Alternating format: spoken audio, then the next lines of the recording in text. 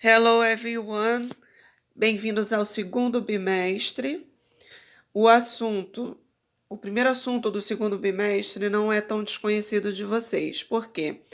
No bimestre anterior vocês aprenderam Future Perfect. Esse bimestre nós temos aí o Future Perfect Continuous. Eu particularmente acho mais simples, principalmente para os alunos, porque não tem que gravar aquela tabelinha dos verbos irregulares. Tá? O Future Perfect Continuous tem como foco o tempo de duração de uma ação, que ela deverá ocorrer lá no futuro, tá?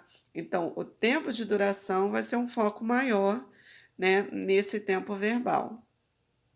E também nós vamos ver no Future Perfect Continuous que tal ação pode estar ocorrendo ou não no momento da fala. E além disso, pode ter sido iniciada ou não em algum momento lá no passado. Então, pode ser que tenha começado a ocorrer essa ação aí no passado, tá bom? Future Perfect e Future Perfect Continuous. O Future Perfect representa a ação que terá acontecido no futuro. O Future Perfect Continuous tem o foco no tempo da duração da ação sobre o qual a gente está falando. Exemplo no Future Perfect. I will have written this letter until tomorrow. Então, eu tenho aí o sujeito, will, have, mais o past participle, que é a tabelinha.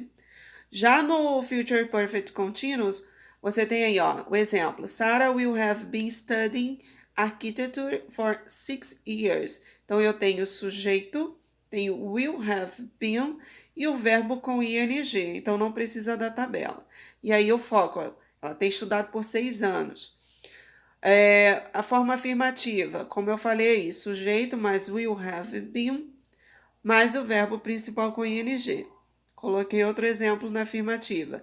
She will have been, tem que estar em todas. E o verbo principal com ing, no caso aí o play, né? Play, acrescentei ing e o final aí, que é o tempo da duração da ação. Forma negativa, só é você colocar um not aí depois do will. Ou então você faz a forma contracta. Will not vira won't. Então, ó, he won't have you working for 12 hours. Ele não estará trabalhando por 12 horas.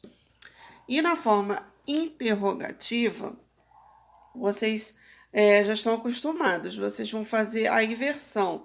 Você vai colocar o will na frente, né? Depois vai vir o sujeito, e aí continua o have been, e o verbo principal aí com o ing.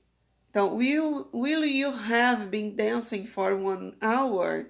Então, eu tenho aí sujeito, eu tenho will, como é interrogativo, ele vai na frente, tá? O have been, o verbo com o ing. E o tempo da duração da ação, tá? Então, gente, só praticar, não tem que gravar a tabela, tá bem mais simples.